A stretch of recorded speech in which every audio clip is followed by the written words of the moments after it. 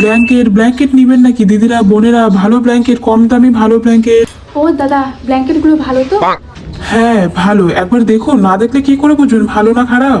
আমি এটাকে খুলে দেখাচ্ছি, তাহলে আপনি বুঝতে পারবেন এটা কতটা ভালো এবং কতটা নরম। এরকম না বাজারেও পাবেন না, যতটা কম দামি এবং টেকসই আমি দেবো। সবাই তো একই কথা বলে দাদা।